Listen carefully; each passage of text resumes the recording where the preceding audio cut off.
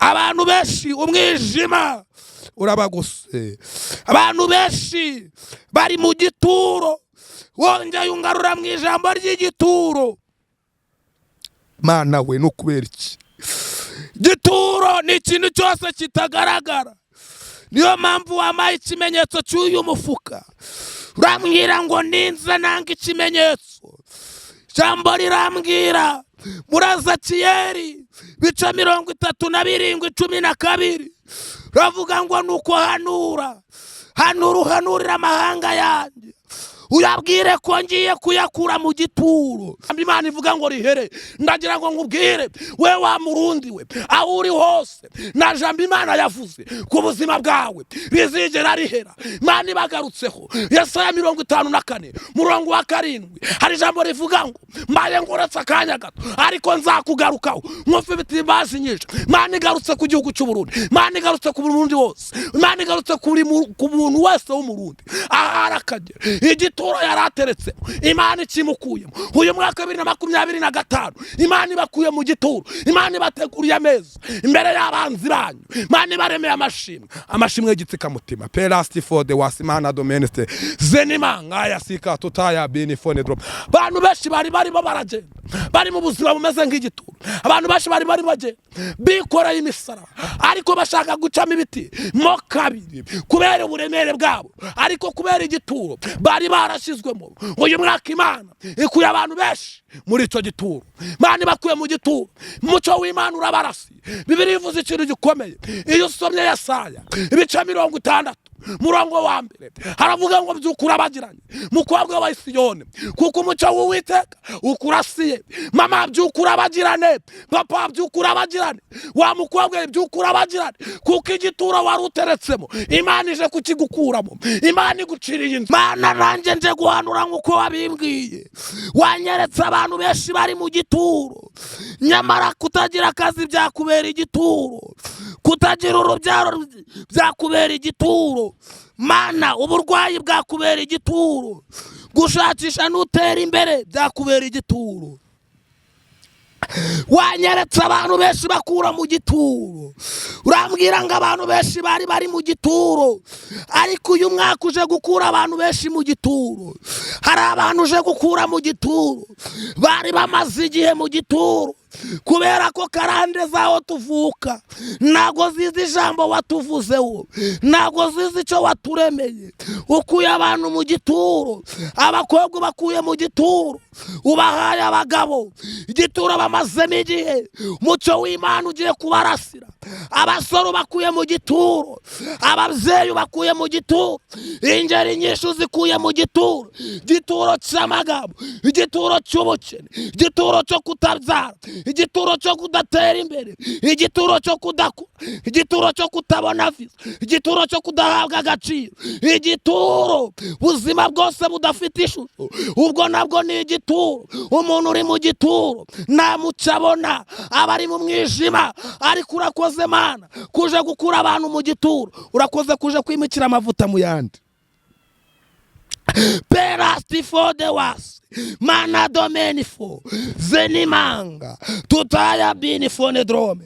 Urakoze kuje gukura abantu mu gituro Yesu, urakoze kuje gukura abantu mu gituro, urakoze kuje gukura abantu mu gituro, urakoze kuje gukura abantu mu gituro. Igituro cy'ubukene, igituro cyo kutagira agaciro. Urakoze ko hari igituro basosoroyemo, urakoze ko hari igituro basosoreyemo. Urakoze Yesu. Jambo rye rirambwira ngo kubwo kunyagwa k'umunyamubabaro, kubwo gusuhuza umutima k'umukene, ujye ubasha kuva mu byicaro ukamanuka. Bantu benshi nyiringabo Imana banyotewe ijambo ryawe, bantu benshi baragukurikiye, bantu benshi batuye i Sodoma, ariko Imana ishaka kubakura i Sodoma ikabajyana i Sowari, kuko i Sowari niho hari ihema ry'abana b'Imana. I Sowari niho Loti Imana yamujyanye. Sodoma nta cyiza kibayo. Mwene data, na rwego wagera utakenera Imana, na nayo Imana itagukura, na nayo itakugeza. Icyo gituro uhagazemo kurira kwarara ubuntu, bwaca mu gitondo impundu zikavuga. Imana igukuye mu gituro. Abarundi Imana ibakuye mu gituro, n'abandi bose bari bakomeye Imana ibakuye mu gituro.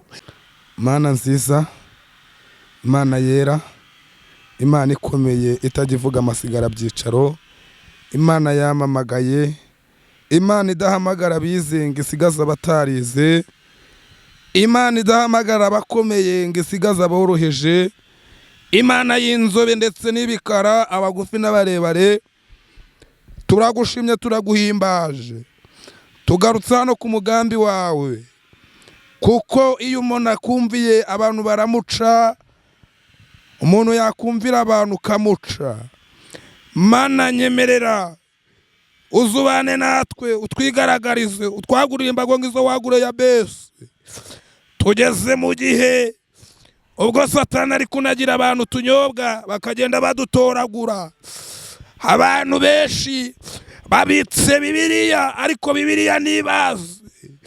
Abantu benshi baragufite ariko ntago bazi. Impamvu ya mbere utabazi nukubera ko before the was Imana domeni wambwiye ikintu gikomeye cyane. Urambwira ngo abantu benshi bari mu buzima bw'icuraburindi, abantu benshi umwijima urabaguse, abantu benshi bari mu gituro. Wongeye ungarura mu ijambo ry'igituro. Mana we nukubera iki? Gituro ni ikintu cyose kitagaragara. Niyo mpamvu wamaye ikimenyetso cy'uyu mufuka. Urambwira ngo ninza nanga ikimenyetso.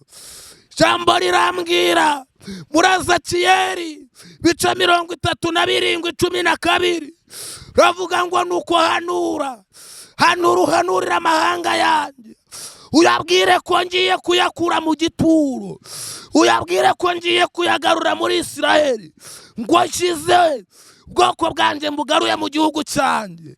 Mana nanjye nje guhanura nk'uko wabimbwiye. Wanyeretse abantu benshi bari mu gituro, nyamara kutagira akazi byakubera igituro, kutagira urubyaro byakubera igituro. Mana uburwayi bwakubera igituro, gushakisha n'utera imbere byakubera igituro. Wanyeretse abantu benshi bakura mu gituro, urambwira ngo abantu benshi bari mu gituro, ariko uyu mwaka uje gukura abantu benshi mu gituro. Hari abantu uje gukura mu gituro bari bamaze igihe mu gituro, kubera ko karande zaho tuvuka ntago zizi ijambo watuvuzeho, ntago zizi icyo waturemeye. Ukuye abantu mu gituro, abakobwa bakuye mu gituro, ubahaye abagabo. Igituro bamazemo igihe, umucyo w'Imana ugiye kubarasira. Abasore bakuye mu gituro, ababyeyi bakuye mu gituro, ingeri nyinshi zikuye mu gituro. Igituro cy'amagambo, igituro cy'ubukene, igituro cyo kutabyara, igituro cyo kudatera imbere, igituro cyo kudakura, igituro cyo kutabona visa, igituro cyo kudahabwa agaciro, igituro buzima bwose budafite ishusho, ubwo nabwo ni igituro. Umuntu uri mu gituro nta mucyo abona, aba ari mu mwijima. Ariko urakoze Mana kuje gukura abantu mu gituro, urakoze kuje kwimikira amavuta mu yandi.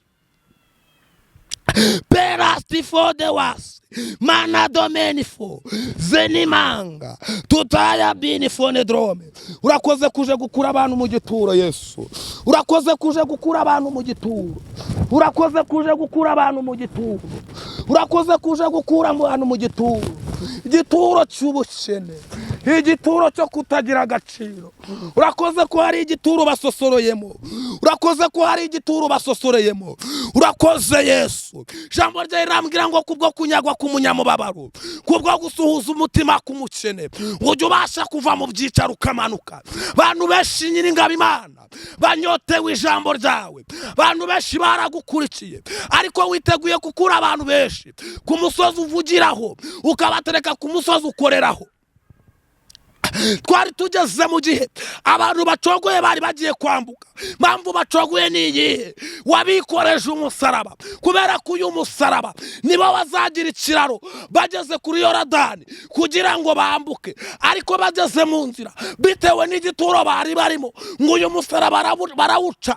Bamaze kuwuca ngo bagabanya umuzigo, ngo bamaze kugabanya ibiro, ngo nuko baragenda. Ngo ariko bageze kuri Yorodani ngo barambuyeho bino biti, ibiti ngo ibiti biba bitoya ngo barangije bariyicarira ngo bamwe basubira inyuma ariko uvuganye nanjye perasti for the worst mu bari mu nzira kuko abandi bagezeyo ubakuye mu gituro ubakomereje intambwe ubaguriye imbago nka za zindi wagura ya besi ugabanyije umubare warimbuka wongera umubare abakizwa himbazwa Yesu kuri Imana imanukiye igihugu cy'u Burundi Imana igihagazeho Imana ikibereye maso Imana ifunguye imipaka Imana iritamuriye yarirambwiye ngo irirahiriye perasti for the worst domain for mando yasika urakoze Yesu Imana irirahiriye Imana ibagarutseho Imana nirambwiye nimukomere mushikame nimukuka umutima kuko aho muzakandagira hose muco w'Imana izaba uri kubiri kuzima bwanyu Imana irabagarutseho Imana irabahetse Imana irabarengeye Yesu ababambiye amahema nico kibateye ubwoba hari ijambo Imana yavuganye namwe Luka igice ca mbere murongo wa 37 haravuga ngo na jambo Imana ivuga ngo rihere ndagira ngo nkubwire we wa Murundi we aho uri hose na jambo Imana yavuze ku buzima bwawe bizigera rihera Imana ibagarutseho Yesaya 54 murongo wa 7 hari jambo rivuga ngo mbaye nguretse akanya gato ariko nzakugarukaho nkofe biti bazinyije Imana igarutse ku gihugu cy'u Burundi Imana igarutse ku Burundi wose Imana igarutse ku muntu wese w'umurundi aharakagera igituro yarateretse Imana ikimukuyemo uyu mwaka 2025 Imana ibakuye mu gituro Imana ibateguriye ameza imbere y'abanzi banyu Imana ibaremeye amashimwe gitsika mutima perasti for the worst Imana domeneste zenimanga yasika tutaya benefone drop bantu beshi bari baragenda bari mu buzima bumeze nk'igituro abantu bashi bari bagenda bikora imisara ariko bashaka gucamo ibiti mo kabiri kubera uburemere bwabo ariko kubera igituro bari barashizwemo uyu mwaka Imana ikuye abantu beshi muri ico gituro Imana bakuye mu gituro muco w'Imana urabarasi Bibiri ivuze ikintu gikomeye iyo usomye Yesaya ibice 60 murongo wa mbere haravuga ngo byukura bagiranye mukobwa wa Siyoni kuko umuco w'Uwiteka ukurasiye mama byukura bagirane papa byukura bagirane wa mukobwa byukura bagirane kuko igituro wari uteretsemo Imana ije kukigukuramo Imana iguciriye inzu zeneta nene bostifo mando yasika tutaya kuya abantu beshi mu gituro Mana rastifo muntu wese ukwirinde ngameze nk'umusozi wa Siyoni utajubasha kunyeganyezwa ahubwo uruhamye iteka rastifo kandi nk'uko inyike zigose Yerusalemu ni nako Uwiteka hagose abantu urakoze kuhagaze impamvu domain bari mu gituro ngo wagiye guhagarara aho bari buze gupfira nago wagiye mu kibazo cyabo ahubwo bagiye baza gupfira wageze ubikora kuri uyu mugabo henetaya binifo zenimanga Yosefu ari muri gereza wahagaze ku marembo kuko yari gupfira muri gereza urangije uramufungura alostifo mando yasika tutaya binifo zenimanga urakoze Mana kurengeye buri muntu wese ugutega amatwi kurengeye buri muntu wese ugushikamije umutima kurengeye buri muntu wese wo matanye nawe umuntu ugushaka wabaye inshuti nawe urakoze Yesu k'abantu beshi bari bameze nka Marita wagutaye akajya kugutekera urakoze Yesu kuba hinduye ba Mariya kuko uyu Mariya ngo Yesu ahageze ngo yagumye ku birenge bya Yesu urakoze ko beshi ubakuye mu gituro ukabicaza ku birenge byawe before the worst Mana domenistifo mando yasika uje kuvugana n'ikibazo cya buri mwe wese ntabwo wegeze uvugana na Dawidi ari mu ishyamba ahubwo wavuganye na Samweli uvuganye n'ikibazo cya buri muntu wese uvuganye n'igituro cya buri muntu wese igituro yarateretsemo ni ukiza ibyiwa byamushizeho ico nacyo ni igituro uvuganye n'ico igituro cy'ubukode igituro cyo kutabyara igituro cy'ubukene uvuganye n'ico gituro nkuko wavuganye na Samweli kuko uyu Samweli niwe wari ufite ihembe rigomba kujya amavuta akamenyaho Davidi ntago wavuganye na Sarubebeli ahubwo wavuganye n'umusozi urawutegeka urakoze gukoresha itegeko ntago wavuganye na Eli ahubwo wavuga Arastifo ntago wavuganye na Hana ahubwo wavuganye na Eli niwe wari gukoresha itegeko kugira ngo Samweli azavuke urakoze gukoresha itegeko urakoze kuko abantu beshi mu gituro urakoze ko wirahira beshi bakuye ku minara tutaya binifone drome. Mana nziza, Mana yera, urakoze kuko abantu benshi mu buzima budafatika baremeye ubuzima bufatika. Urakoze ku uyu mwaka wa 2025 uje gutabara, uje kurengera intore zawe zabaye mu rugo, zabaye mu gikari, kuko turi abana bawe. Biravuze kuko tuzasa ntago turerekanwa, ariko ngo niwerekanwa tuzasa nkawe. Ndagira ngo nkubwire ngo Marita yataye Yesu, ariko Mariya aguma ku birenge bya Yesu, ngo Yesu agiye gutanga umugisha awuhereza Mariya, kandi Marita yagiye guteka kugira ngo agaburire Yesu. Reka nkubwire, buretse kwirwanirira, buretse kubivamo, buretse gutura intwaro hasi, Imana igaragaje imbaraga zaguhigaga, Imana ikugaragaje aho wari uteretse cyari igitoro cyari kikuriho. Niyo mpamvu wakuraga nutere, niyo mpamvu utazamukaga, ariko Imana igukuye muri icyo gitu. Yesu aguteguriye ameza imbere y'abanzi bawe. Perasti for the was domaine stasoma zenimanga. Mwanditse aranditse Zaburi 36 aravuze ngo kurira kwararira umuntu bwaca mu gitondo impundu zikavuga. Harabana Imana iteguriye ameza imbere y'abanzi babo, harabana Imana itabaye, harabana Imana irengeye. Domaine stifo mando yasika tutaya binifo zenimanga restifo. Urakoze Yesu kubyumvisha, habwa ikuzo. Uwiteka nta muntu n'umwe wagukoreye uzakorwa n'isoni, nta rwego n'umwe umuntu yageramo atakenera Imana. Nawe wari urushye, nawe wari uri mu byaha, va mu byaha, kuko Imana igiye kugukura mu gituro, kuko Imana ishaka kukugirira neza. Imana igufiteho umugambi.